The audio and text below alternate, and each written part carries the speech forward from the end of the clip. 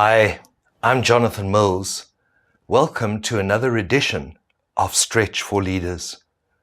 You see them on the public transportation systems, taxis, buses and trains, as they daily commute to and from work.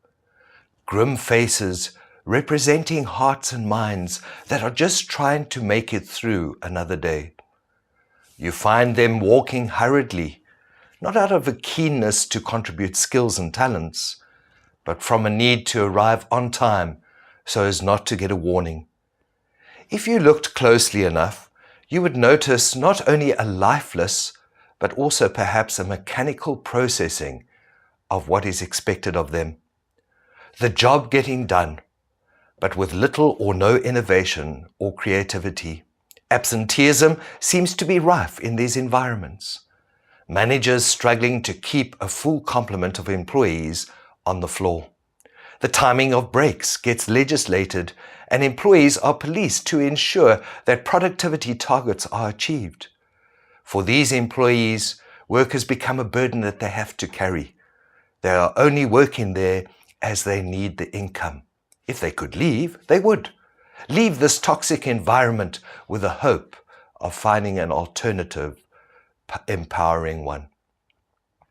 Harder, Rasch, and Wagner, in their publication Mental Illness in the Workplace, Psychological Disability Management, define a toxic work environment as an environment that negatively impacts the viability of the organization.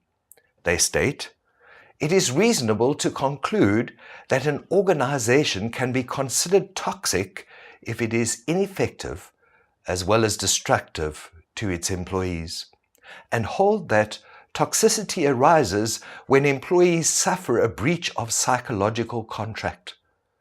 The so-called psychological contract sets the dynamics for the employer-employee relationship, is initially derived from the values, mission, and strategy of the company, but is entrenched through empowerment and broken through narcissistic leadership. Hence, the psychological contract determines what the parties will or will not do and how it will be done. When the parties' expectations match each other, performance is likely to be good and satisfaction levels will be high. So long as the values and loyalty persist, trust and commitment will be maintained. If managed effectively, the relationship will foster mutual trust between the parties, matching the objectives and commitments of the organization to those of their employees. But a negative impact on the psychological contract can result in employees becoming disenchanted, demotivated, and resentful of authoritarianism within the organization. This will result in an increasingly inefficient workforce whose objectives no longer correspond to the organization they work for.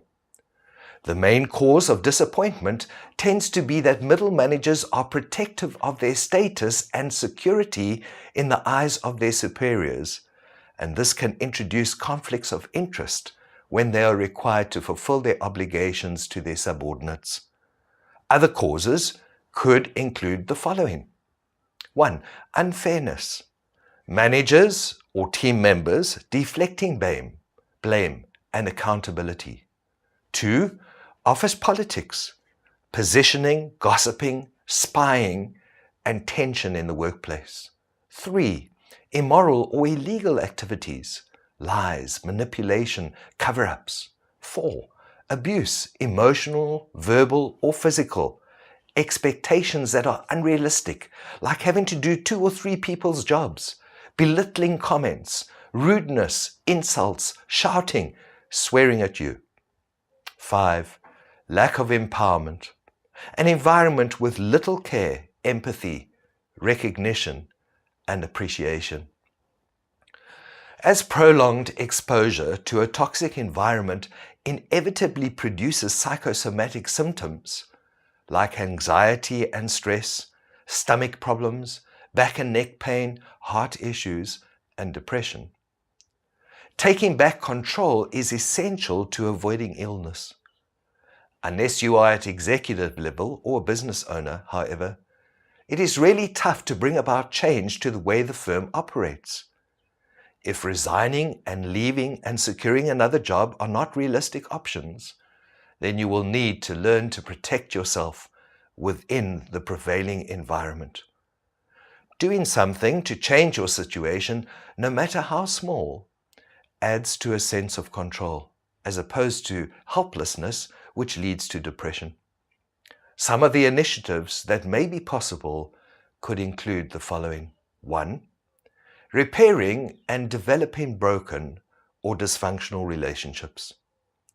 Positive intent and transparent motives are essential ingredients to achieving growth in relationships. These should not only be stated, but demonstrated.